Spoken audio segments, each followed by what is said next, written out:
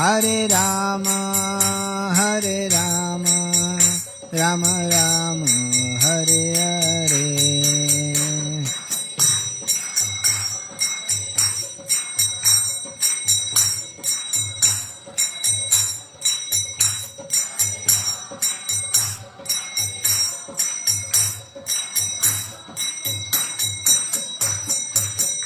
हरे कृष्णा कृष्णा कृष्णा हरे हरे, हरे राम राम राम हरे हरे।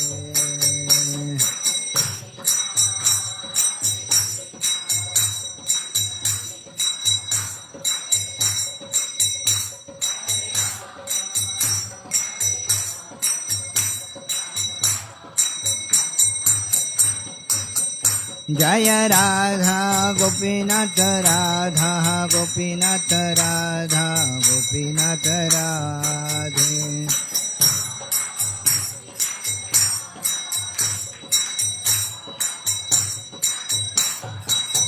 जय गौरनिताय गौरनिताय गौरनिताय जय गौरनिताय।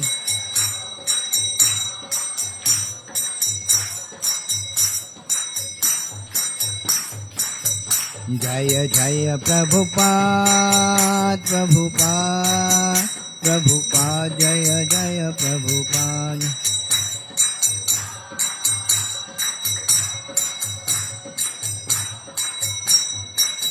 जय जय गुरुदेव गुरुदेव गुरुदेव जय जय गुरुदेव।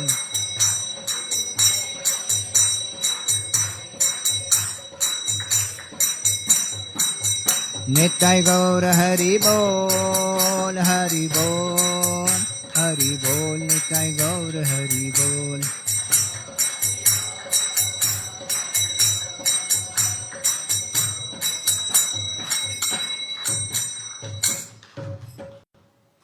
जय श्री हरिनाम संकीर्तन की जय। जय श्रील प्रभुपाद की जय। ओम नमो भगवते वासुदेवाय।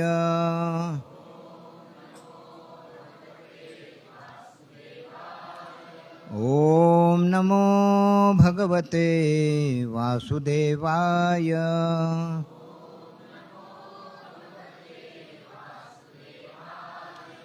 ओम नमो भगवते वासुदेवाय।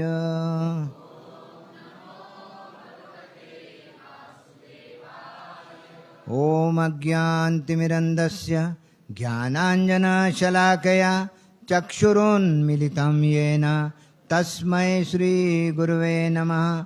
नमो विष्णुपदाय कृष्णप्रेष्ठाय भूतले श्रीमते भक्तिवेदांत स्वामीनिति नामिने। नमस्ते सारस्वते देवे गौरवाणी प्रचारिणे निर्विशेष शून्यवादी पाश्चात्य देशतारिणे। वाञ्छाकल्पतरुभ्यश्च कृपा सिन्धुपतितानां पावने वैष्णवेभ्यो नमो नमः। हे कृष्णा करुणा सिन्धो दीनबन्धु जगत्पते गोपेश गोपिकाकान्त राधाकान्त नमस्तुते।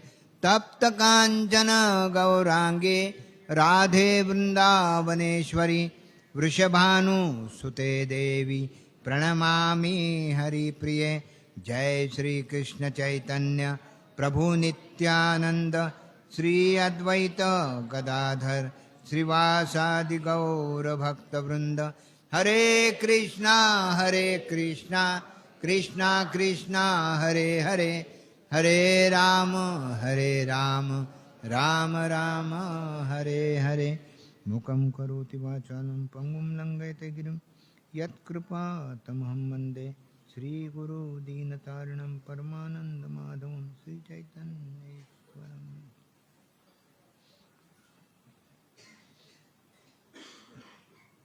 हरे कृष्णा। तो आप सभी का रविवारीय सत्संग में स्वागत है। आज आने वाले 23 तारीख को मोक्षदा एकादशी है। मोक्षदा एकादशी का मतलब क्या?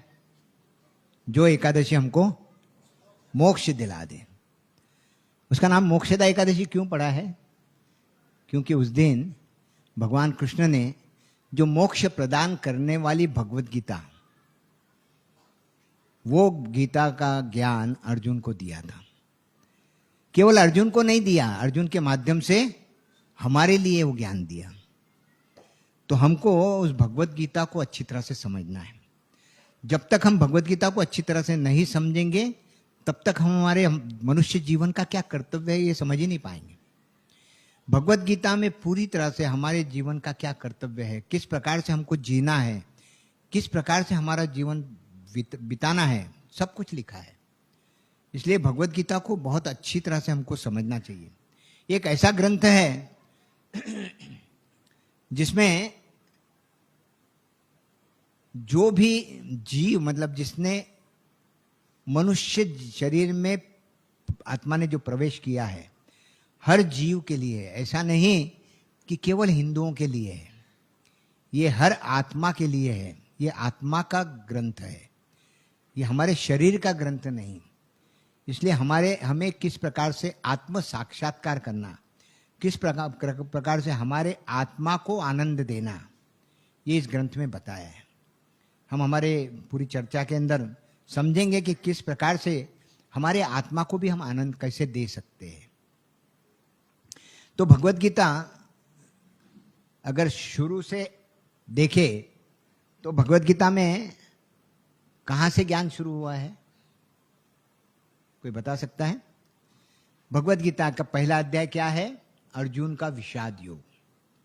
अर्जुन को केवल माध्यम बनाया, हमारे लिए पूरा ज्ञान है। हा?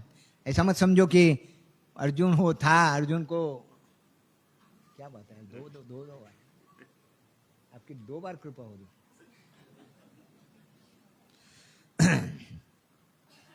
तो अर्जुन को केवल माध्यम बनाकर ये पूरा ज्ञान हमारे लिए दिया है। तो इस ज्ञान को हमको अच्छी तरह से समझना है।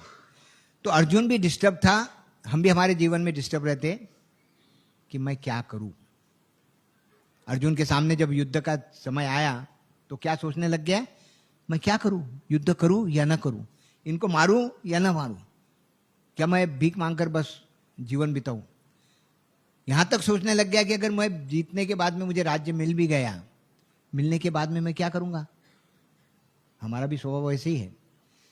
अगर किसी को सपोज 100 करोड़ की लॉटरी लगी, कितनी बड़ी लॉटरी, 100 करोड़ की, और लॉटरी लगने के बाद में उसको बोला देखो तुमको 100 करोड़ रुपए देंगे, एक कंडीशन है।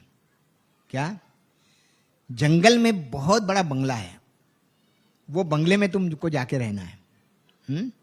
और 100 करोड़ का जो भी करना है, जितना यूज करना है उतना यूज करो, अकेले को रहना है और वो बंगले में रहना है। बहुत बड़ा बंगला है, एकदम राजमहल है, एक भी व्यक्ति नहीं वहां। क्या करेंगे हम? बोलता मेरे को 100 करोड़ नहीं होना मेरे को। क्योंकि क्या है, हमारा स्वभाव क्या है बोलो, क्या हमको कोई चीज मिली ना, हम क्या चाहते हैं? सबको बताने का। मेरे को मिला बोला 100 करोड़, जब तक हम दूसरों को बताएंगे नहीं तब तक आनंद नहीं मिलता। तो हमारा इस प्रकार का स्वभाव है। तो अर्जुन भी विषाद में था, और अर्जुन का विषाद क्या था? मैं करूं या ना करूं। और इसके लिए फिर भगवान ने पूरी भगवत गीता बताई। और भगवत गीता के एंड में भगवान क्या बताते हैं? भगवान क्या बोलते हैं कि ये अर्जुन को इस प्रकार से ज्ञान देते हैं कि अर्जुन समझ जाता है मुझे क्या करना है। क्या पहले क्या था? मैं क्या करूं, ये करूं या ना करूं। और फिर अंत में क्या समझ में आया? मुझे क्या करना है। तो हमारे जीवन में भी हम डिस्टर्ब रहते हैं। अगर हम भगवत गीता को अच्छी तरह से समझेंगे तो हमें भी समझ में आ जाएगा कि हमको हमारे जीवन में क्या करना है। अगर ये चीज भी किसी को समझ में आ गई ना तो भी बहुत बड़ी बात।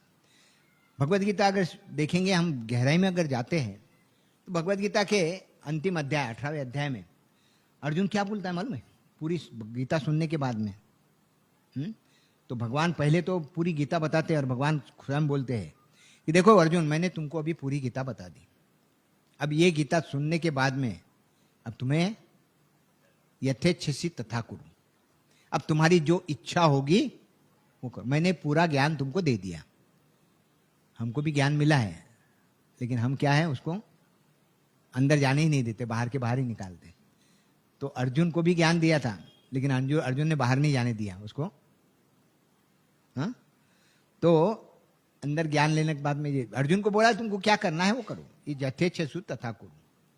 अर्जुन क्या बोलता है जब पूरी गीता सुनने के बाद में? अर्जुन का भाव क्या है?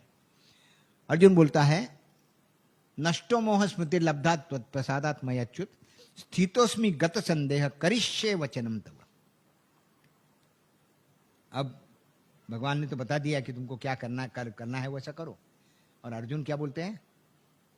अभी मैं आप जैसा बोलोगे वैसा करूंगा, करिष्ये वचनम तव। तो जब अर्जुन ने हथियार छोड़ दिए, सही देखे जाए तो भगवत गीता में हमको क्या समझा है? अगर भगवत गीता को गहराई में देखें ना, हम भी हमारे जीवन में डिस्टर्ब रहते, मैंने बताया, तो हम क्या सोचते हैं कुछ भी प्राप्त करने के लिए? क्या चीज अच्छी है, क्या मुझे मिलेगी, ये मिलेगा, मतलब हम प्रयास करते कुछ प्राप्त करने के लिए। अर्जुन भी उस प्रकार से ही प्रयास कर रहे थे, लेकिन अर्जुन ने प्रश्न क्या पूछा? दूसरे अध्याय के 7वें श्लोक में प्रश्न क्या पूछा अर्जुन ने भगवान को? अर्जुन ने भगवान से प्रश्न पूछा, यत् श्रेयसम निश्चितम ब्रूहि तन्वे, मेरे लिए सबसे श्रेष्ठ श्रेयस जो है, सबसे अच्छी चीज क्या है वो मुझे बताइए। मैं समझता हूं वो मत बताइए कि मैं समझता हूं मेरे लिए ये अच्छा है। तो वो तो समझ रहा था पहले अध्याय में वही, ये भी अच्छा दिख रहा है, ये नहीं करना अच्छा दिख रहा है, ये सब अच्छा दिख रहा। तो अर्जुन पूछता है कि मुझे, मेरे लिए जो सबसे श्रेष्ठ क्या है, श्रेयस क्या है?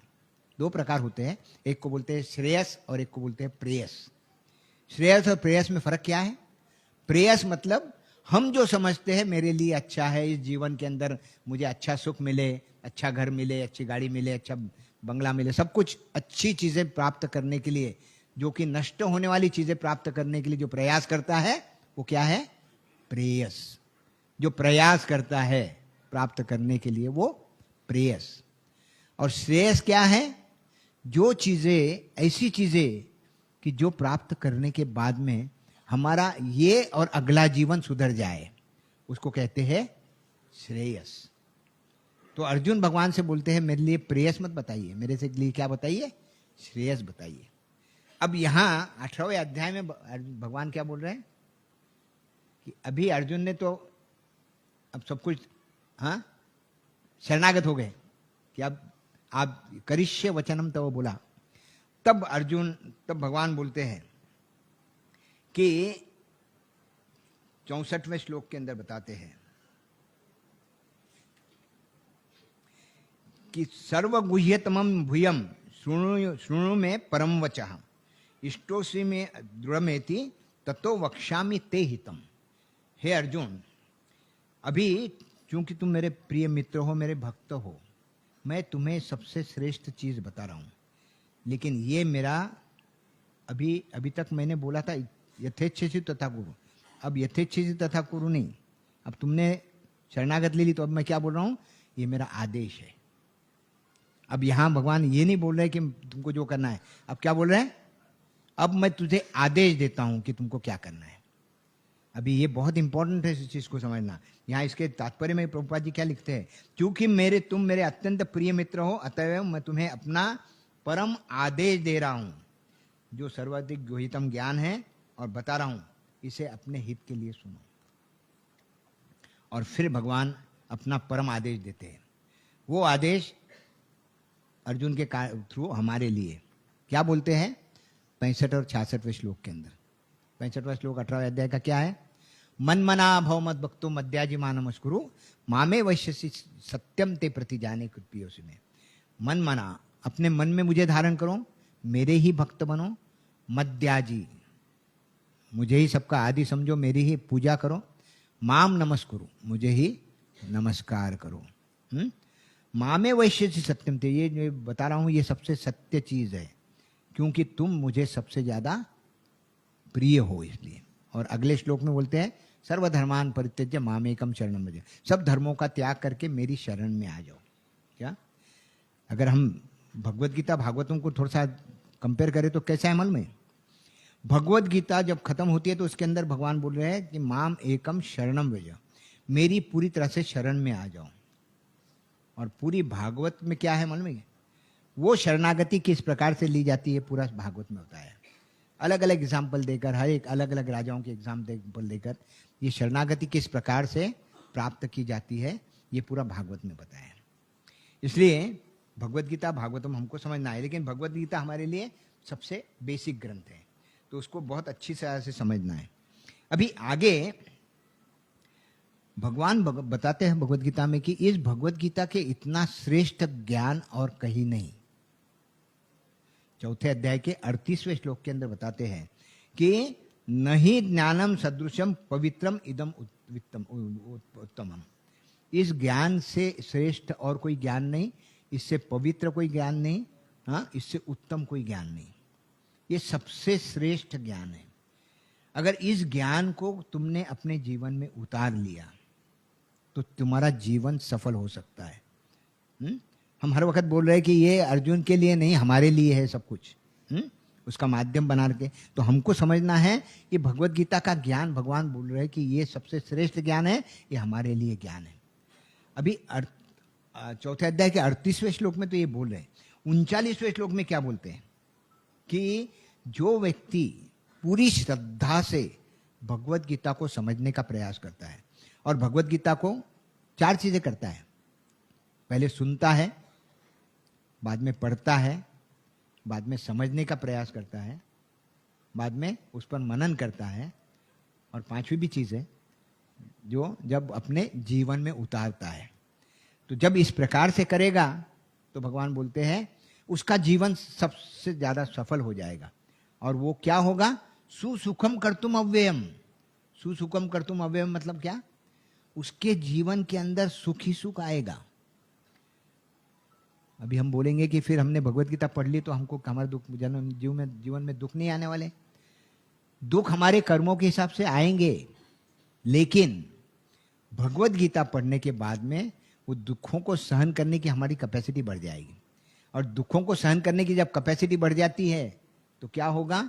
हमको दुख छोटे लगने लग जाएंगे। नहीं तो अभी हम क्या करते हैं, अरे बाप रे मेरे पीछे ही ये क्यों पड़ा, मैं ही दिखा क्या भगवान को, और कोई दिखाई नहीं किया। हम हमारे ब्लेम करते रहते हैं। लेकिन जैसे ही भगवत गीता को अच्छी तरह से समझ लिया तो समझ में आएगा कि भगवत गीता का ज्ञान जो है ये हमको वो दुखों को सहन करने की हमारी कैपेसिटी बढ़ाता है। अभी हम चौथे अध्याय के 38-39वें श्लोक में पढ़े। अब 40वें श्लोक में क्या बोलते हैं? 38वें श्लोक में क्या बोला था? ये सबसे श्रेष्ठ ज्ञान है। 39वें श्लोक में बोला जो श्रद्धा से इसको समझता है। 40वें श्लोक में क्या बोलते हैं?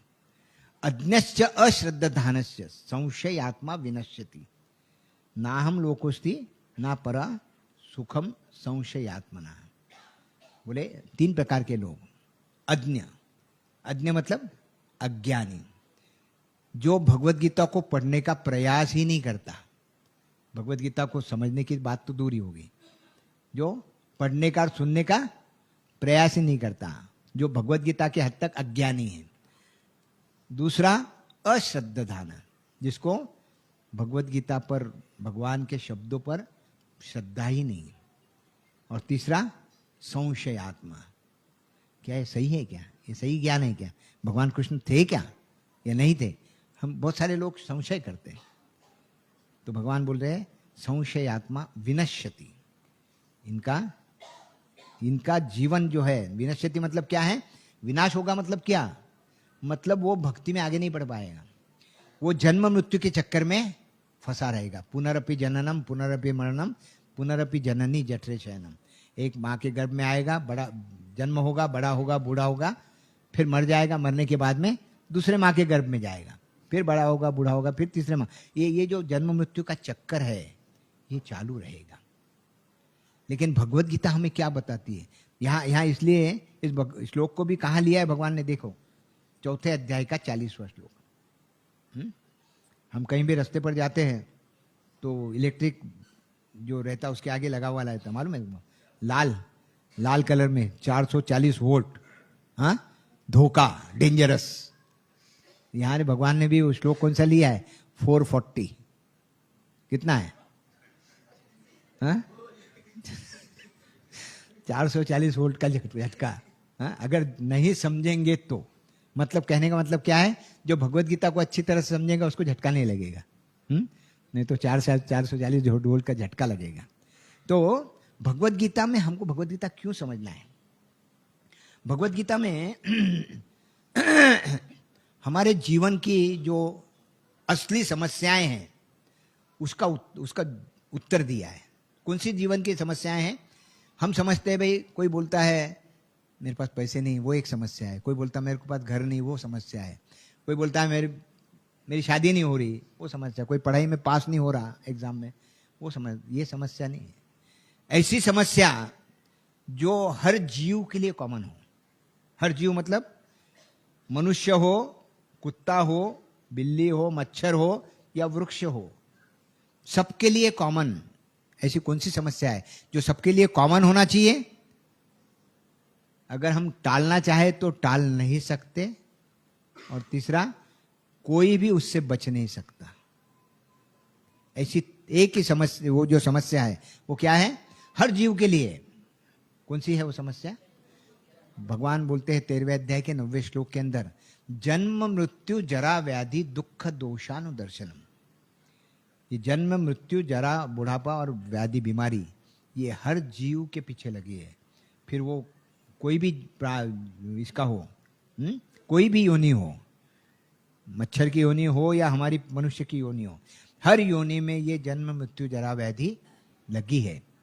तो भगवान बोलते हैं कि ये जन्म मृत्यु जरा व्याधि से बाहर किस प्रकार से अगर किसी को निकलना चाहता है, किस प्रकार से निकल सकता है, ये भगवत गीता में ज्ञान दिया है। 7वें अध्याय के 29वें श्लोक में बोलते हैं भगवान कि जरा मरण मोक्षाय मामुक्षित यतन्ति ते। मतलब जो व्यक्ति जन्म मृत्यु जरा व्याधि से बाहर निकलना चाहता है उसको क्या करना चाहिए? मामुश्रित्य। माम उश्रित्य मतलब, माम मतलब भगवान कृष्ण बोलते हैं मुझे, और आश्रित्य, आश्रित्य मतलब मेरा उसने आश्रय लेना चाहिए। क्या मतलब? मेरी भक्ति का आश्रय लेना चाहिए। जब वो भगवान कृष्ण की भक्ति का आश्रय लेगा तो वो जन्म मृत्यु के चक्कर से बाहर निकलेगा। अगर नहीं लेगा तो क्या होगा? जन्म मृत्यु के चक्कर में फंसा रहेगा। तो 14वें अध्याय के अंदर भगवान 90वें श्लोक के अंदर बताते हैं कि समझो ये सब कुछ हमको जो कुछ भी कर रहे हैं इस जीवन के अंदर, वो काय से कर रहे हैं? प्रकृति के 3 गुणों के कारण। हर कोई ये भगवान जो है हमको कंट्रोल किस प्रकार से कर रहे हैं? ये किसके थ्रू कर रहे हैं मालूम है हमको? किसी को मालूम है किसके थ्रू हम भगवान हमको कंट्रोल कर रहे हैं? माया। लेकिन माया किसकी शक्ति है? किसी को मालूम है? दुर्गा देवी की। दुर्गा देवी जो है ये भगवान की माया शक्ति है। और माया शक्ति हमको कंट्रोल में ले रही। कंट्रोल में किससे करती है? उसके हाथ में क्या है? त्रिशूल। त्रिशूल। तो वो त्रिशूल से कंट्रोल में करती है। और त्रिशूल क्या है? त्रिशूल यानी 3 शूल, 3 चीजें क्या है? आदि दैविक, आदि आत्मिक और आदि भौतिक। ये 3 प्रकार के तापों से, और ये 3 ताप लाकर हमको सत्व रज तमो गुणों के अंदर फंसाकर हमको यहीं अटका के रखा है। अभी हम भक्ति विषय में चर्चा कर रहे थे कि 15वें अध्याय के अंदर भी यही चीज बताई है कि हम इसके अंदर अटके हुए हैं, ये तीनों गुणों के अंदर। तो ये तीनों गुणों से हमको बाहर निकलना है। तो कैसे निकलना है? तो भगवान बोलते हैं ये जो माया शक्ति है ये कौन है? कौन है? ये जो प्रकृति जो है, माया की प्रकृति, जो 3 गुणों की प्रकृति, ये कैसे कौन है? तो भगवान बोलते हैं मेरी शक्ति है। और ये शक्ति को मैं क्या करता, मैं कौन हूं ये शक्ति का? 90वें अध्याय के 10वें श्लोक में बताते हैं, मयाध्यक्षेण प्रकृति सूयते सचराचरम हेतु नाने न कौनते ये जगत विपरिवर्तते। ये जो पूरी जो माया शक्ति है, ये प्रकृति है, ये मेरे अध्यक्षता में काम करती है। और ये शक्ति कैसी है? भगवान बोलते बहुत मजबूत, ताकतवर है। ये ताकतवर शक्ति को कंट्रोल में लाना बहुत मुश्किल है, लेकिन भगवान ने, जैसे जो भगवान से जुड़ जाता है तो भगवान उसका सॉल्यूशन भी दे देते हैं। हमको मालूम है कि माया को कंट्रोल में लाना बहुत मुश्किल है। भगवान 7वें अध्याय के 14वें श्लोक के अंदर बताते हैं, दैवी हेषा गुणमयी, ये मेरी जो माया है, मम माया दुरत्तया, ये मेरी माया शक्ति को कंट्रोल में लाना, दुरत्तया मतलब बहुत डिफिकल्ट है, इसको कंट्रोल में नहीं ला सकते। लेकिन अगली लाइन में बताते हैं, मामे व ये प्रपद्यन्ते, जो व्यक्ति मेरी शरण ग्रहण ले लेता है, भगवान कृष्ण की शरण ग्रहण करता है, मामे व ये प्रपद्यन्ते माया में तम तरंती थे, वो माया को तर जाता है। तो हमको अगर माया से ही, तीनों गुणों वाली माया से अगर तरना है तो हमको क्या करना पड़ेगा? भगवान कृष्ण की शरणागत होना पड़ेगा। और भगवान कृष्ण का शरणागत होने के लिए क्या करना है? कलियुग के लिए केवल भगवान का नाम, वो है हरे कृष्णा कृष्णा कृष्णा हरे हरे, हरे राम राम राम हरे हरे। तो इसलिए भगवान बोलते हैं कि 90वें अध्याय के अंदर दूसरे श्लोक में और एक बहुत बड़ी चीज बताते हैं। 9वां अध्याय जब शुरू होता है तो पहले श्लोक के अंदर क्या बताते हैं? इदम ते गुह्यतमम प्रवक्ष्यामि अनुसूयवे, ज्ञान विज्ञान आस्तिक्यम यद ज्ञात्वा मोक्ष से अशुभान, कि ये मैं तुम्हें ज्ञान दे रहा हूं, ये कैसा है? इदम ते गुह्यतमम, सबसे श्रेष्ठ ज्ञान दे रहा हूं। और ये अगर किसी ने जान लिया, यद ज्ञात्वा मोक्ष से अशुभान, जिसने जान लिया वो ये जन्म मृत्यु के चक्कर को पार कर सकता है। अगले श्लोक के अंदर 90वें अध्याय के दूसरे श्लोक के अंदर क्या बताते हैं? राज विद्या राज गुह्यम पवित्रम इदम उत्तमम, ये ज्ञान कैसा है? सब ज्ञान का राजा है, लेकिन ये सबसे पवित्र है। प्रत्यक्ष अवगमम धर्मम सुसुखम कर्तुम, जो व्यक्ति इसको अपने जीवन में उतार लेता है। तो पहले श्लोक के अंदर क्या बोला है?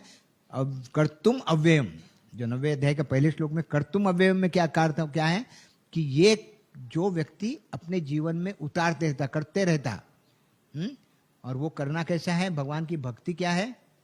भौतिक कार्य जो करते ना, भौतिक कार्य को लिमिटेशन है। अभी प्रभु जी ड्रेनेज का काम कर रहे थे या फिर वो नल का काम कर रहे थे, वो जब कनेक्शन पूरा हो गया, संपलं म्हणे, झालं काम, झालं, बरोबर है? फोन आ गया है, काम हो गया। जैसे हम इस भौतिक में भी घर बनाना है, घर बन गया, रहने को आ गए, हो गया काम। भौतिक जगत में जो भी काम हो जाता है, लेकिन भगवान क्या बोल रहे हैं? कर्तुम अव्ययम। कर्तुम अव्ययम का मतलब क्या है? ये जो काम भक्ति का कार्य कर रहे हो, ये कैसा है? अव्ययम, कभी खत्म होने वाला ही नहीं है। जितना करो उतना कम है क्या? लेकिन भगवान अगले ही श्लोक में बोलते हैं, लेकिन ये काम ये करोगे तो क्या होगा? सुसुखम कर्तुम अव्ययम, सुसुखम हो जाएगा। कर्तुम अव्ययम तो करेंगे तब क्या होगा? सुख मिलेगा, इस जीवन में भी और अगले जीवन में भी, या मृत्यु के बाद में भी। तो ये बहुत बड़ा ज्ञान भगवत गीता में भगवान ने दिया है।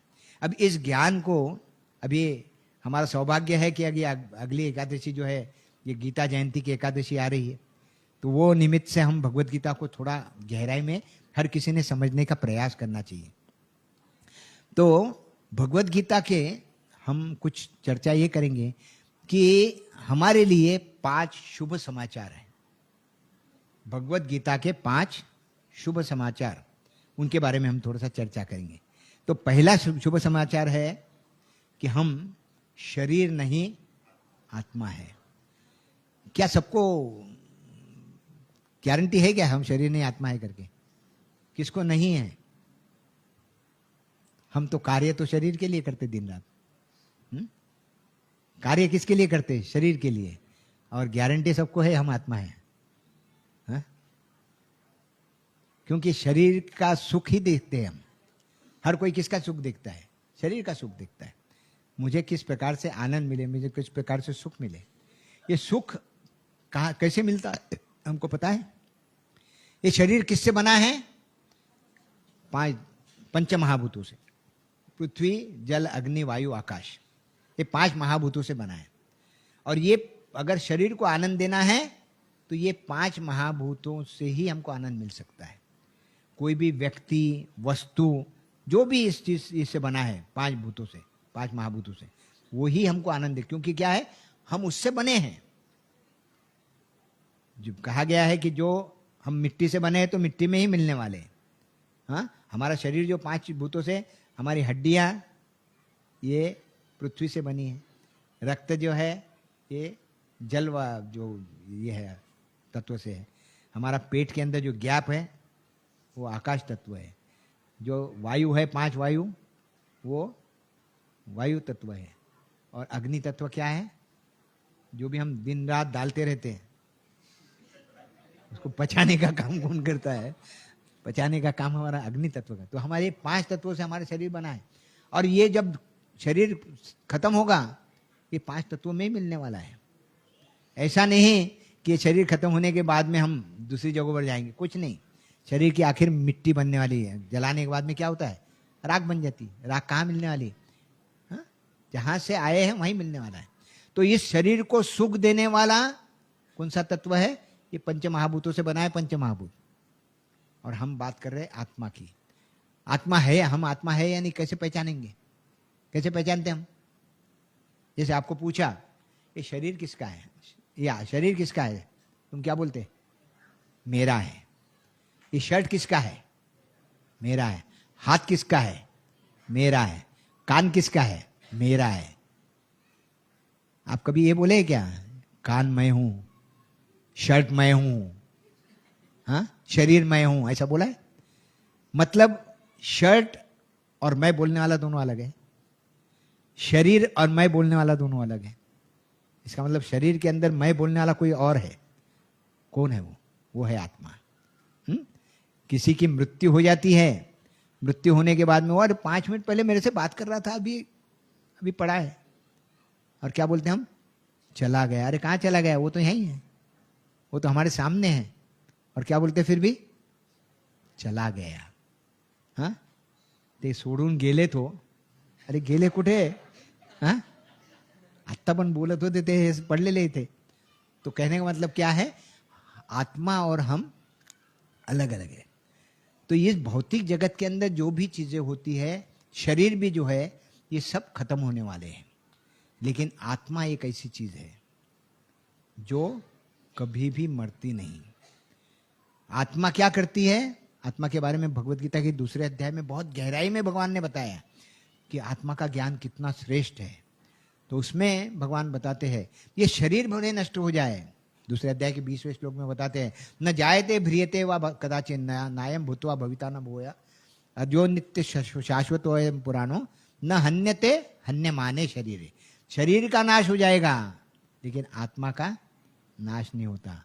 अगले श्लोक में बोलते हैं नैनम छिन्नन्ति शस्त्राणि नैनम दहति पावका न चैनम क्लेदयन्तापो न शोषयति मारुता। इस आत्मा को ना तो कोई मार सकता है, ना काट सकता है, ना जला सकता है, ना भिगो सकता है। आत्मा शाश्वत है। और ये आत्मा क्या करती है? आत्मा क्या करती है? आत्मा का कार्य क्या है? 2 ही कार्य है। क्या कार्य है? जैसे हमारे पास शर्ट, हमारा शर्ट है, शर्ट बहुत दिन से पहन रहे हैं और शर्ट फटने को आ गया, क्या करते हैं आप? शर्ट को बदल देते हैं। हाँ, आत्मा भी वैसी करती है। आत्मा कुछ और कोई नहीं काम करती। क्या है? ये शरीर जो है, ये शर्ट है उनका, और इसको गंदा हो गया तो क्या करते हैं? बदल देती है। भगवान भगवद गीता में दूसरे अध्याय के 18वें श्लोक के अंदर 18 है कुछ है, वासासी जीर्णानि यथा विहाय नवानि गृह्णाति नरोपराणि यथा शरीरानि विहाय जीर्णान्य नवानि सयंति नवानि देहि। मतलब क्या? वासासी जीर्णानि, जब शरीर जीर्ण हो जाता है, जिस प्रकार से हम शर्ट बदलते हैं उस प्रकार से आत्मा भी अपना ये शर्ट बदल लेता है और दूसरे शरीर में चला जाता है। तो ये हमको ये समझना है कि आत्मा बहुत इंपॉर्टेंट है। लेकिन हर कोई किसके लिए कार्य कर रहा है? शरीर के लिए। जैसे कार होती है ना, हाँ, तो कार, और कार पड़ी है कई सालों से, तो कुछ करने वाले नहीं, उसके लिए चलाने वाला क्या होना, ड्राइवर। ड्राइवर अलग है, कार अलग है। हम क्या अपने आप को समझ रहे हैं, हम कार्य, हम शरीर के लिए कार्य करें, सब लोग शरीर के लिए कार्य करें, और क्या बोलते हैं, I am car, I am car, I am car करते करते अहंकार अहंकार अहंकार हो जाता है। हाँ? तो हम अहंकार में हैं, ये शरीर के अहंकार में। एक्चुअली हम वो शरीर नहीं है। आत्मा सच्चिदानंद है, इसलिए कहा गया है कि शरीर जो आनंद लेना है वो पंच महाभूतों से लेना पड़ेगा। आत्मा को आनंद किससे लेना पड़ेगा? आत्मा सच्चिदानंद है और भगवान कृष्ण भी सच्चिदानंद है।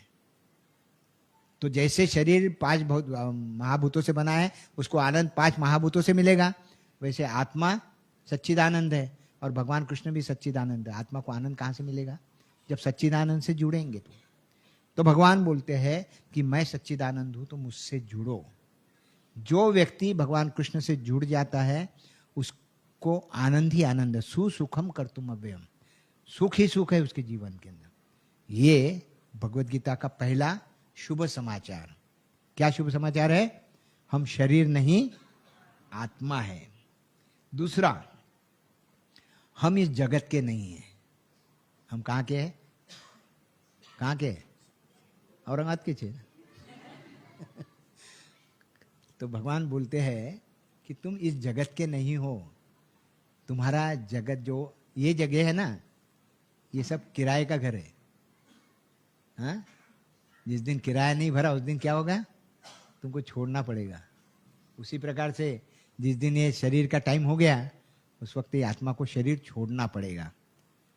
तो बोलते ये जो है, ये इस जगत के अंदर, ये जो है, ये जगत के हम नहीं हैं। इसका मतलब हमारा कोई तो भी परमानेंट एड्रेस होना चाहिए ना। तो भगवान बोलते परमानेंट एड्रेस कौन सा होता है? जैसे अभी स्टूडेंट है यहाँ अपने पास, तो स्टूडेंट अभी यहाँ कॉलेज में पढ़ रहे हैं, उनके माता पिता कहीं गांव रहते, तो यहाँ आपको जो फॉर्म भरते तो उसके अंदर क्या लिखना पड़ता? Your permanent address. तो कहाँ का लिखते आप?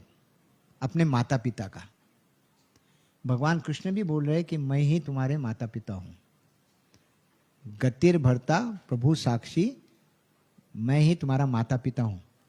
इवन हमारे तुकाराम महाराज भी बोलते हैं, कृष्ण माझी माता, कृष्ण माझे पिता, कृष्ण माझा बंधु, कृष्ण माझा सखा। तो भगवान हमारे कौन है? माता पिता है। तो पिता हमारे वो है। भगवान ने भी भगवत गीता में बोला है, ऐसा नहीं कि हम समझे इसलिए नहीं। भगवत गीता में 2 जगह बोला है आपको। भगवत गीता में 14वें अध्याय का 4थे श्लोक के अंदर भगवान बताते हैं, सर्व योनिषु कौन्तेय मूर्तया संभवतिया तासा ब्रह्म महत योनि अहम सर्व बीज प्रद पिता। मैं सब जीवों का बीज प्रदान करने वाला पिता हूं। सब जीवों का मतलब सब, वो वृक्ष रहो, कुत्ता रहो, बिल्ली रहो, मच्छर रहो, हर एक का बीज प्रदान करने वाले पिता भगवान कृष्ण हैं। और एक जगह बोलते हैं 15वें अध्याय के 7वें श्लोक में, ममे वंशो जीव लोके जीव भूता सनातना। ये सब जीव जो है ये मेरे अंश है। पिता के हम क्या है? बेटा जो होता है वो अंश होता है, तो हम उनके पुत्र है। तो पुत्र का घर, आपको एड्रेस तो परमानेंट एड्रेस वहां दिया, रहते यहाँ हो, तो वैसे ही हम भी इस जगत में रह रहे हैं। हमारा परमानेंट एड्रेस कहाँ है? हमारे पिता का घर। पिता का घर कहाँ है?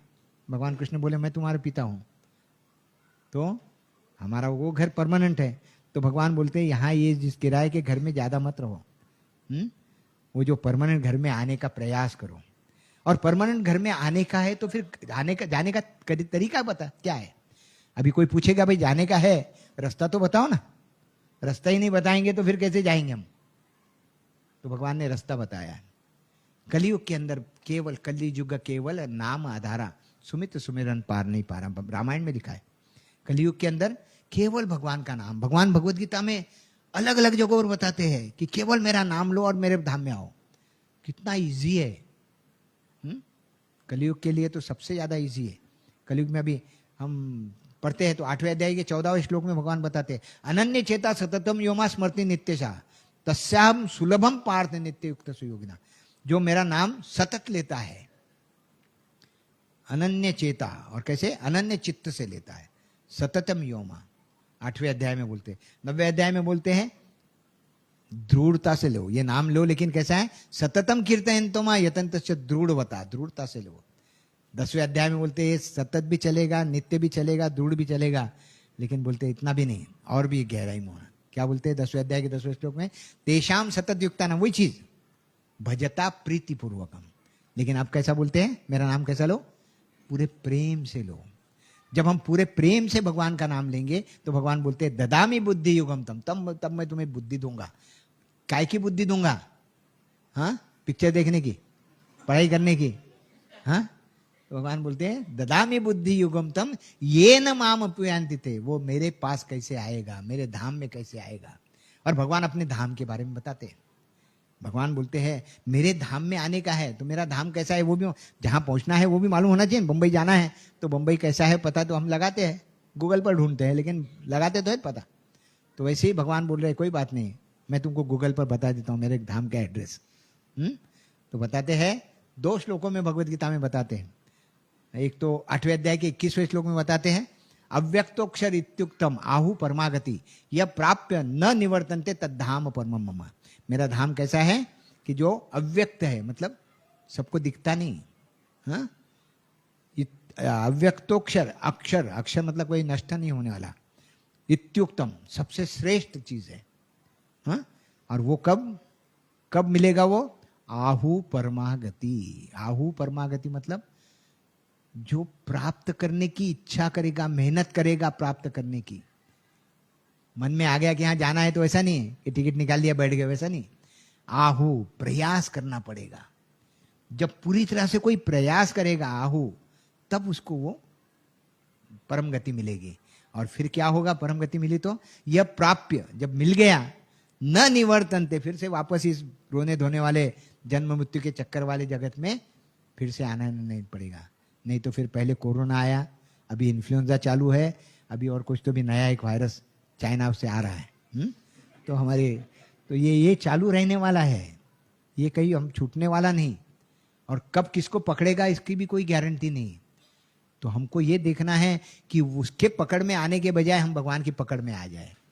तो वो पकड़ में अगर आना है तो भगवान बोलते हैं केवल मेरा नाम लो। भगवान ने भगवत गीता में बताया है, सब जगहों पर आप अगर भगवत गीता को अच्छी तरह से समझो, भगवत गीता में हर जगह पर बताया। भगवत गीता में ये बताते हैं कि ये नाम कौन ले सकता है। भगवान बोलते हैं मेरा नाम लो, लेकिन कौन ले सकता है। हम रास्ते पर जाते हैं तो किसी को बोला वो भी लेता है, क्या वो भी भगवत धाम जाएगा? नहीं जाएगा। फिर भगवत धाम कौन जाएगा? नाम तो ले रहे, फिर भगवत धाम जाएगा कौन? भगवान बोलते उसके लिए तुमको नाम पूरे भक्ति से, भक्तिमय प्रेम से लेना पड़ेगा। भगवान भगवत गीता में 2 श्लोकों में बताते हैं कि मुझे जान या मेरे तक पहुंचने का एक ही तरीका है। मुझे कोई जान भी सकता है, देख भी सकता है, और मेरे धाम में प्रवेश भी कर सकता है। एक ही तरीका है। और वो तरीका क्या है भगवान भगवत गीता में बताते हैं। 11वें अध्याय के 54वें श्लोक में बताते हैं भक्त्या तो अनन्या शक्य, केवल भक्ति के द्वारा, अनन्य मतलब ये ओनली इट इज पॉसिबल। हाँ, भक्त्या तू यानी केवल और केवल, भक्ति के अलावा, भक्त्या तू अनन्या शक्य, शक्य मतलब पॉसिबल है। भक्त्या तू अनन्या शक्य तद्विदो एव अर्जुन, अर्जुन तुम समझ लो। हाँ, और क्या बोलते हैं, ज्ञातुम दृष्टम च तत्वेन प्रविष्टम च परंतप। 3 चीजों के बारे में बताते। ज्ञातुम, ज्ञातुम मतलब जानना, दृष्टम, दृष्टम यानी देखना, और तत्वम, ज्ञातुम दृष्टम च तत्वेन, तत्वेन मतलब भगवान को तत्वतः समझना।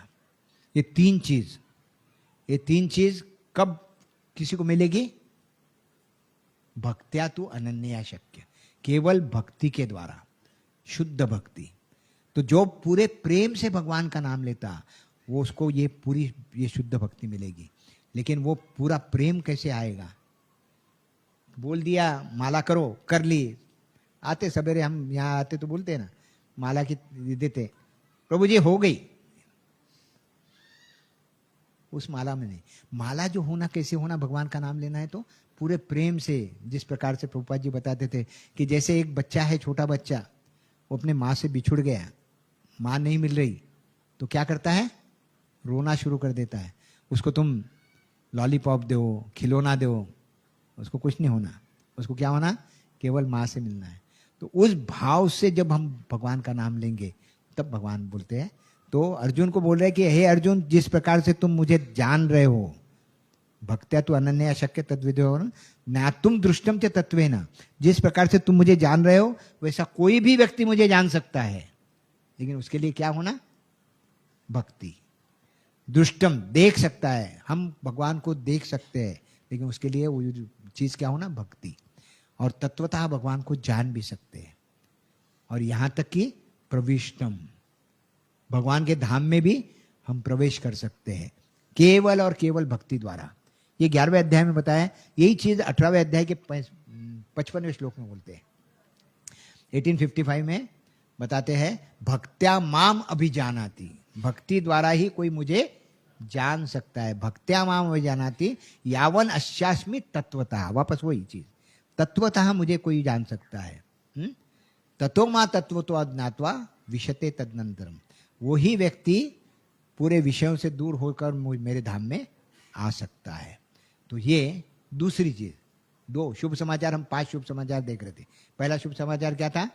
हम शरीर नहीं आत्मा है। दूसरा, हम इस जगत के नहीं। तीसरा, इस जगत में सब कुछ क्षणिक है, सब कुछ नष्ट होने वाला है, क्षणिक है। और ये ज्ञान जो है हर जीव के लिए है।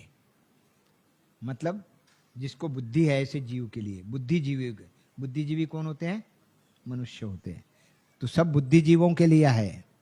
हाँ, पर कितने बुद्धिजीव भगवान कृष्ण की भक्ति करना चाहते हैं? कितने बुद्धिजीव भगवत गीता को समझने का प्रयास करना चाहते हैं? बहुत कम है। भगवान भी बोलते हैं कि मेरी भगवत गीता को समझने वाले बहुत कम हैं।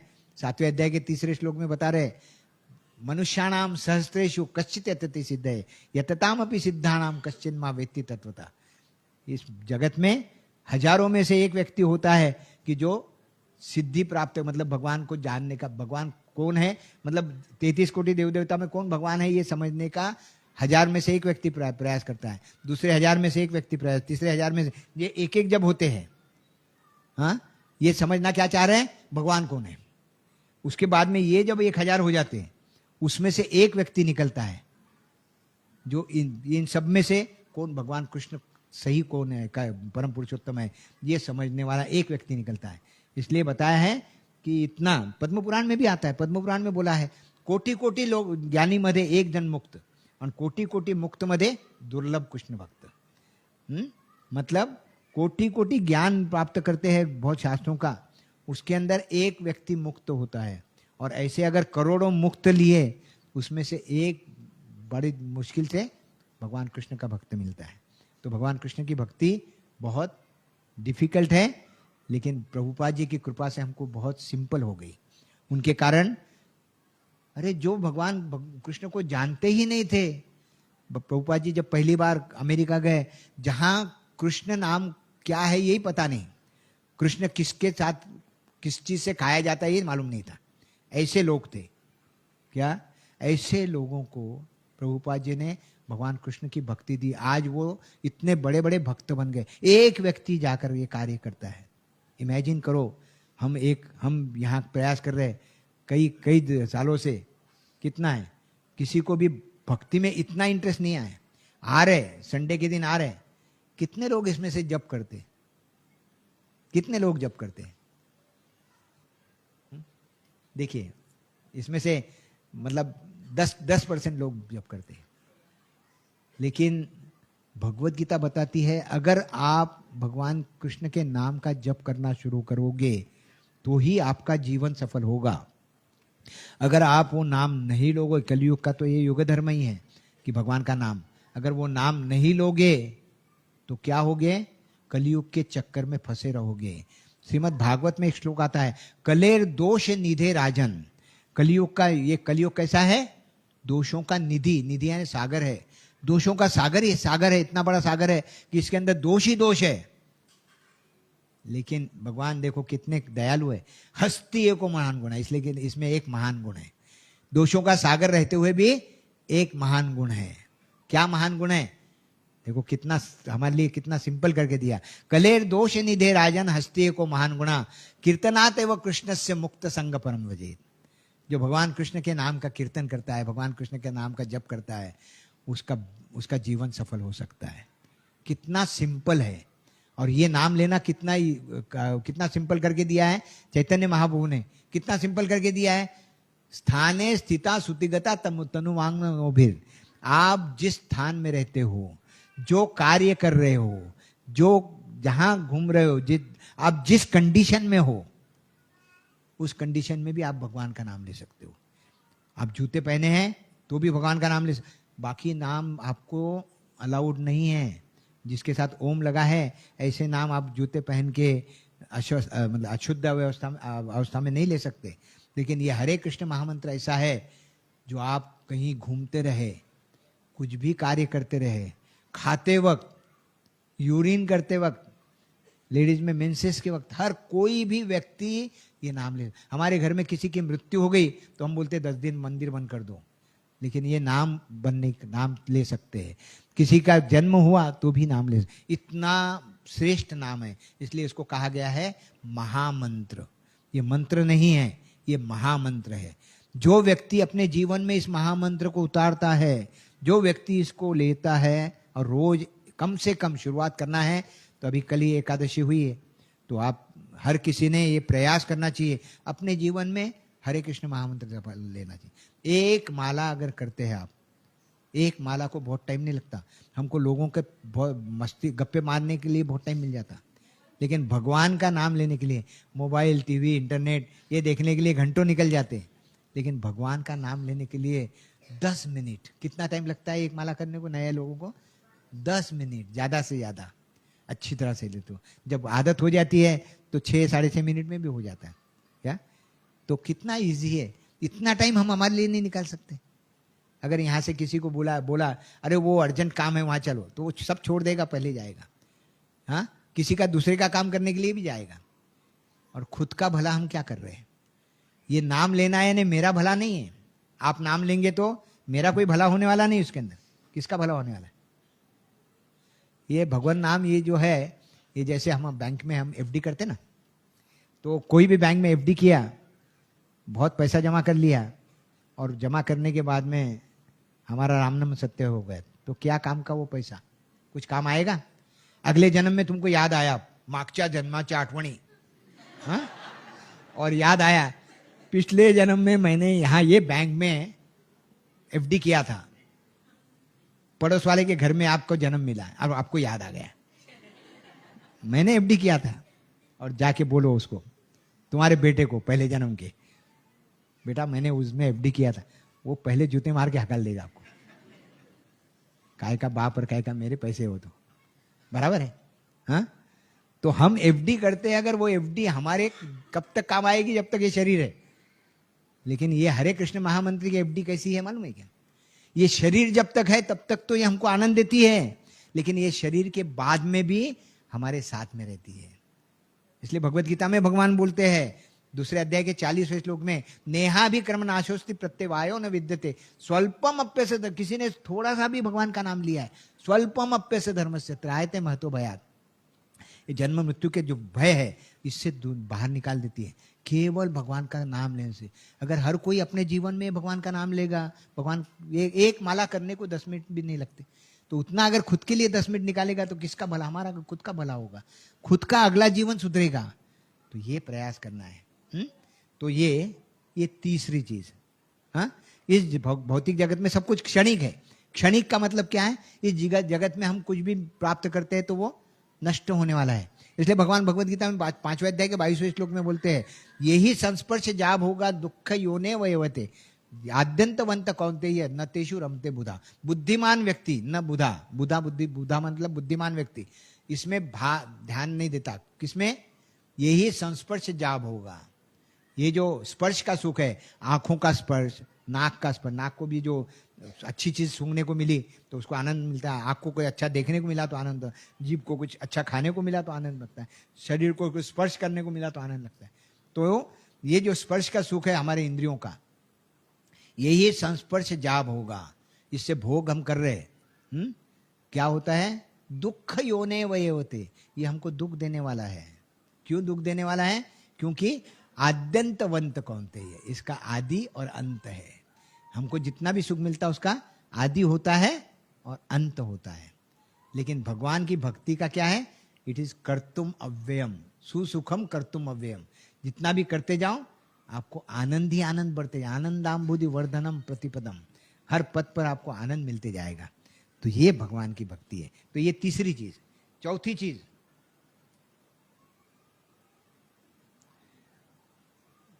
वहां जाने का हमने उस पर चर्चा कर ली। चौथी चीज, वहां जाने का रास्ता कौन सा है? हा? तो उस पर हमने पूरी पहले चर्चा कर ली। कौन सा है? केवल और केवल भगवान का नाम और भक्ति। और पांचवी चीज, वहां जाने के बाद में फिर से इस भौतिक जगत, रोने धोने वाले जगत में हमको आना नहीं पड़ेगा। वो भी हमको मिलेगा। तो कौन सा है? उसके लिए 2 श्लोकों में मैंने बोला था। एक तो हमने 8वें अध्याय का 21वां श्लोक बोला, ये अव्यक्तोक्षर इत्युक्तम, उसके बारे में बताया। दूसरा है 15वें अध्याय के 6ठे श्लोक में भी भगवान बताते हैं। 15वें अध्याय के 6ठे श्लोक में क्या बोलते हैं? न तद्भासते सूर्यो न शशांको न पावका यद गत्वा न निवर्तन्ते तद्धाम परमम। अपने धाम के बारे में बता रहे कि वहां आने के लिए, लेकिन वहां आने के लिए भगवान ने कुछ क्वालिफिकेशन दिए हैं। हाँ, सबसे बड़ा क्वालिफिकेशन क्या है? भगवान बोलते मेरा नाम, ये सबसे बड़ा क्वालिफिकेशन। वो नाम लेना शुरू कर दिया तो बाकी चीजें सेकेंडरी होती है। कलियुग के लिए सबसे युग धर्म होता है हर एक युग का। सत्य युग का युग धर्म था तपस्या करना, त्रेता युग का युग धर्म था यज्ञ करना, द्वापर युग का युग धर्म था देव भगवान की सेवा करना। कलियुग में ना तो हमसे तपस्या होती है। तपस्या होगी क्या? अगर हम बोले यहाँ अभी अब 3 घंटे यहाँ लेक्चर होगा, कितने लोग रुकेंगे? 3 घंटे। हमसे 45 मिनट 50 मिनट मैक्सिमम 1 घंटा। 1 घंटे के ऊपर फिर शुरू हो जाता, इधर देख उधर देख। फिर मैंने को इनका चिट्ठी आ जाती, प्रभु जी टाइम हो गया। तो हमसे तपस्या होती नहीं। दूसरा यज्ञ तो पॉसिबल ही नहीं। तीसरा सेवा करने को हाँ करेंगे बिल्कुल। एंथुजियाज्म शुरुआत में बहुत ऐसा रहता, और फिर रोज अरे काय रोजच चल रहे थे, तो फिर बाद में हम ढीले पड़ जाते हैं। इसलिए भगवान ने भी जानते हैं कि ये लोग कैसे हैं क्या, इसलिए हमारे लिए तपस्या भी नहीं रखी, यज्ञ भी नहीं रखा, सेवा भी नहीं। बोले कलो तद हरि कीर्तनात्। कलयुग में हरे कृष्णा कृष्णा कृष्णा हरे हरे, हरे राम राम राम हरे। और वो करने का फाइनल तरीका बता दिया। क्या फाइनल तरीका है? एबीसीडी ऑफ भक्ति। भक्ति की हम हर कोई भी कार्य करते तो क्या करते हैं? एबीसीडी से शुरू करते हैं। भक्ति की भी एबीसीडी बताइए। क्या है भक्ति की एबीसीडी? ए फॉर एसोसिएशन, भक्तों का संग। जब तक भक्तों के संग में बैठकर हम भगवत गीता को नहीं समझेंगे। आपको भगवत गीता दे दी, आप पढ़ो, 2-4 ये श्लोक पढ़ेंगे, अरे कहीं कळतच नहीं, जाओ द्या। जैसे हमारा भी हुआ था, हमने भी पहले ऐसे किया था, पढ़ना शुरू किया, 2-4 श्लोक पढ़े, अरे कुछ काय कळतच नहीं, जाऊ द्या, जशी आहे तशी। हाँ? लेकिन जब भक्तों का संग हुआ, भक्तों से समझ में आया, समझने का प्रयास किया, जब अच्छी तरह से समझने लग गया, तब पता चला कि भगवत गीता में कितना गहरा ज्ञान है। हमारे जीवन का कोई भी प्रश्न हो, कोई भी किसी भी प्रकार का प्रश्न हो, आपको भगवत गीता में उत्तर मिलेगा। इतनी श्रेष्ठ भगवत गीता है। और वो भगवत गीता को हमारे लिए सिंपल करके दिया है प्रभुपाद जी ने। ये प्रभुपाद जी ने जो भगवत गीता दिया है, भगवत गीता पर 742 लोगों ने टीका टिप्पणियां लिखी है। हाँ, लेकिन हर एक ने क्या लिखा है? ये भगवत गीता के श्लोक का मुझे क्या अर्थ लगता है, तुमको लगता है ये अर्थ है इसका। वो बोलता है नहीं मुझे वो दूसरा अर्थ लग, वो बोलते हैं नहीं मुझे ये ऐसा लगता है। अरे तुमको कौन पूछ रहा कि तुमको क्या अर्थ लग रहा है? तुमको कौन पूछ रहा? भगवान क्या कहना चाहते ये समझना है, या मुझे क्या लगता है? हाँ, जैसे कि भगवत गीता के 15वें अध्याय का 5वां श्लोक है, 15वें अध्याय का 15वां श्लोक है, सर्वस्व चाहम हृदय सन्निविष्टो। हाँ, तो एक ने उसका क्या किया, सर्वस्व सबसे अच्छा क्या लगता है, चाय। हृदय, मेरे हृदय को बहुत अच्छा लगती है, सन्निविष्टो, स्टोव पर बनाई हुई चाय। तो हर कोई अपने दिमाग से ये ट्रांसलेशन करता है क्या, और उसका मतलब, सही मतलब क्या है, सर्वस्व अहम। भगवान कृष्ण बोल रहे हैं कि हरे के हृदय में परमात्मा स्वरूप में रहता हूं। ये उसका मीनिंग क्या निकाले लोग, स्टोव पर बनी हुई चाय बहुत अच्छी लगती। तो कहने का मतलब ये 742 लोगों ने इसी प्रकार से उसका अर्थ निकाला है। लेकिन प्रभुपाद जी ने क्या किया, प्रभुपाद जी ने भी, ये भगवत गीता वही है, श्लोक कोई बदले नहीं, वही भगवत गीता के श्लोक है। लेकिन प्रभुपाद जी ने क्या किया, भगवान क्या कहना चाहते हैं, जैसे आहे तशी, हाँ, एज इट इज, जो भगवान कहना चाहते हैं। और उसका क्या फर्क पड़ा, 742 लोगों ने लिखा, उनको कोई जानता भी नहीं। और जिन प्रभुपाद जी ने ये भगवत गीता का ट्रांसलेशन किया, आज 40 करोड़ भगवत गीता हर साल बेची जाती है, हर साल लोगों को दी जाती है। कितना, 40 करोड़ लिमिट है। हाँ, और ये भगवत गीता पढ़ने के बाद में हजारों लाखों लोगों के जीवन में बदलाव आ गया। एक बार हमारे भक्त गए थे साउथ अफ्रीका, साउथ अफ्रीका गए थे। और साउथ अफ्रीका में प्रभुपाद जी ने बोला कि भाई साउथ अफ्रीका में कोई अभी तक भगवान कृष्ण को जानता नहीं, तो तुम जाओ वहां प्रचार करो। तो वो साउथ अफ्रीका गए, हमारे कौन से तमाल कृष्ण गोस्वामी महाराज या कोई, तो वो गए, वहां गए। और जैसे इससे गए थे, नहीं बस से नहीं, बोन वॉयज, मतलब जहाज से।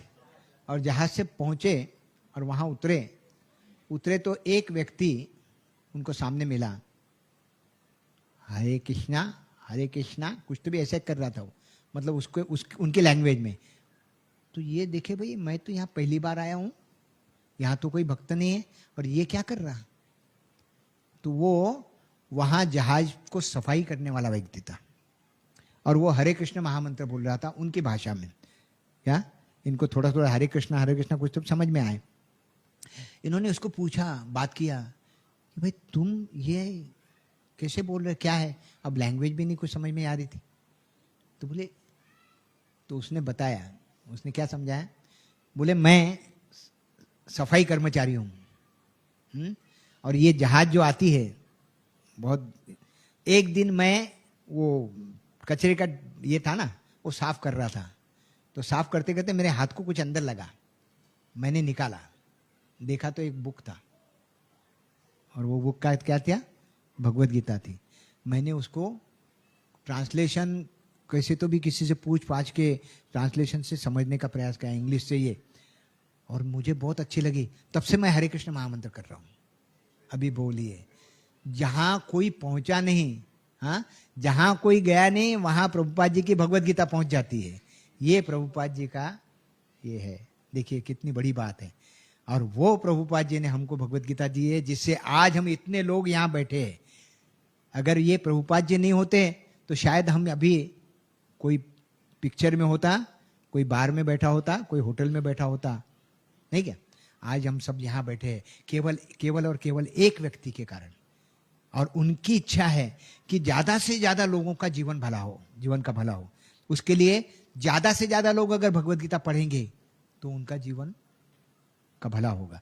तो इसलिए हम ये दिसंबर महीने में हम ज्यादा से ज्यादा लोगों तक भगवत गीता को पहुंचाने का प्रयास करते हैं।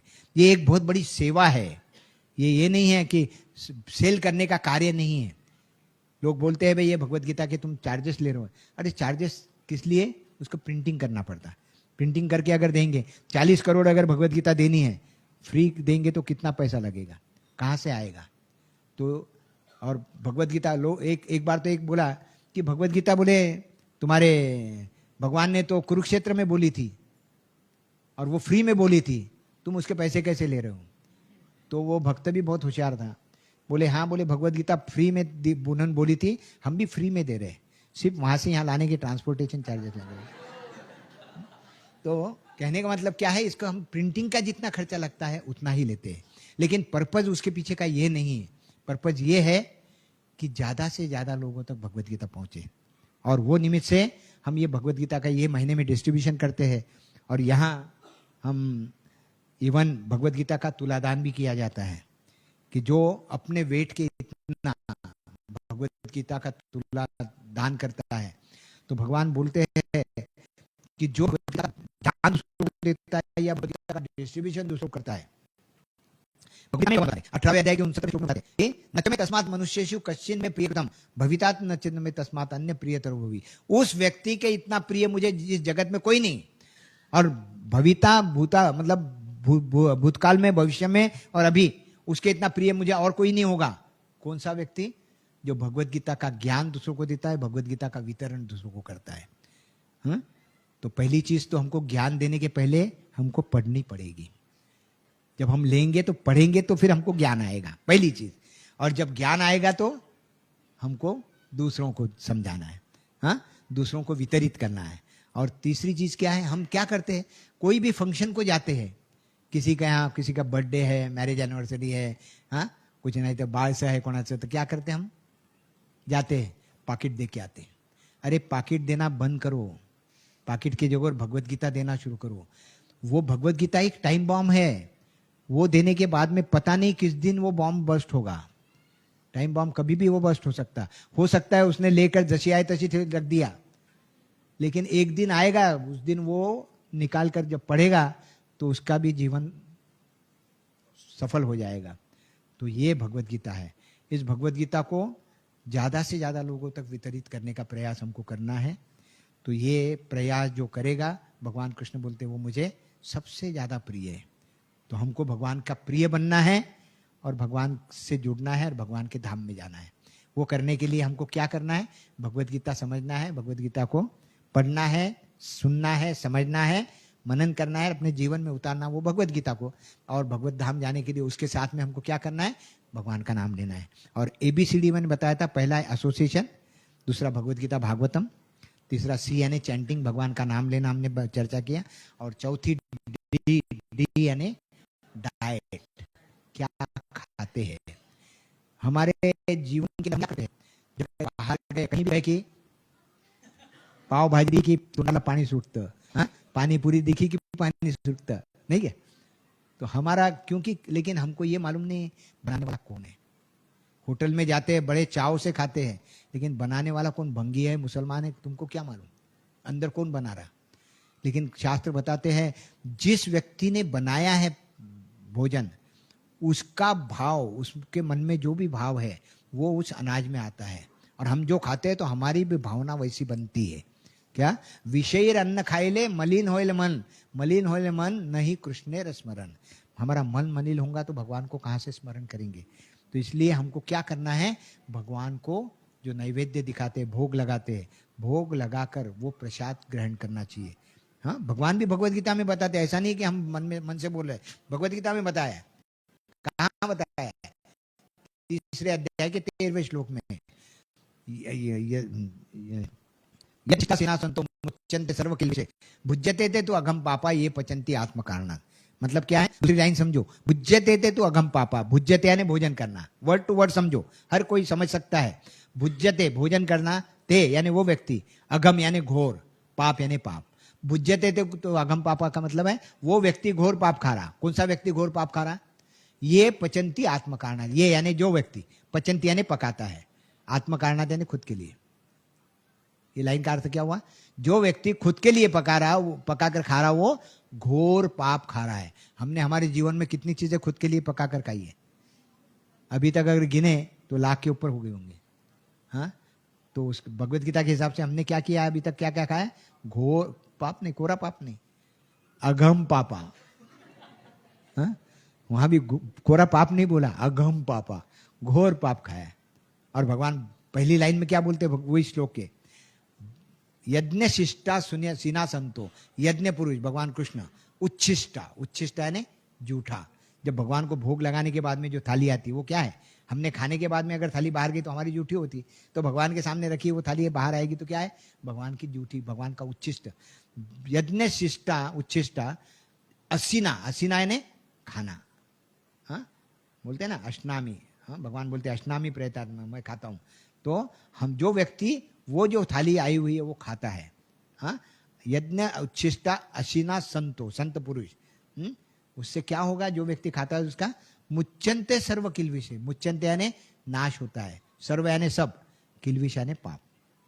मतलब जो व्यक्ति भगवान को भोग लगाकर वो नैवेद्य जो प्रसाद खाता है उसके सब पाप नष्ट होते हैं, और जो खुद के लिए बनाकर खा रहा वो घोर पाप खा रहा है। तो अभी हमारे हाथ में हमको घोर पाप खाना है या हमारा जीवन सफल करना। जो घोर पाप खाएगा तो नरकामध्ये जातील, और जो भगवान का नैवेद्य लेगा वो भगवत धाम में जाएगा। हमारे हाथ में है हमको क्या करना है। लेकिन भगवान ने ये श्लोक भी कैसे देखो कहाँ लिया है, 3 अध्याय का 13वां श्लोक। अपन बोलते हैं, क्या बोलते हैं कि अरे वो व्यक्ति मेरी बात नहीं सुनता, उसके जीवन का 3-13 बज जाना चाहिए। हम ना बोलते ना, श्राप देते ना, याच्या जीवनाचा 3-13 वाजू द्या। वैसे भगवान ने भी ये श्लोक लिया, 3 अध्याय का 13वां श्लोक, 3-13, जो नहीं मानेगा उसके जीवन का।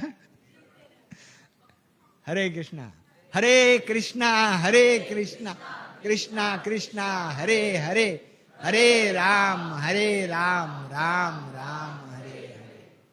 हरे कृष्णा। बहुत बहुत धन्यवाद। किसी का कुछ प्रश्न हो, टीका टिप्पणी हो तो हम चर्चा करें।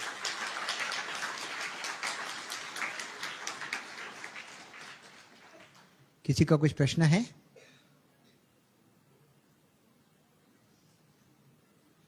प्रश्न नहीं आया तो इसके मतलब 2 मतलब निकलते हैं। पहला मतलब है सगळं कळलं, और दूसरा मतलब है सगळं डोक्यावरून गेलं, कुछ भी नहीं समझा। अच्छा है, सबको समझ में आ गया तो बहुत खुशी की बात है। तो ये मेरा प्रयास, हाँ, सबकी सेवा करने का था, तो हो गया तो बहुत अच्छा है। हरे कृष्णा।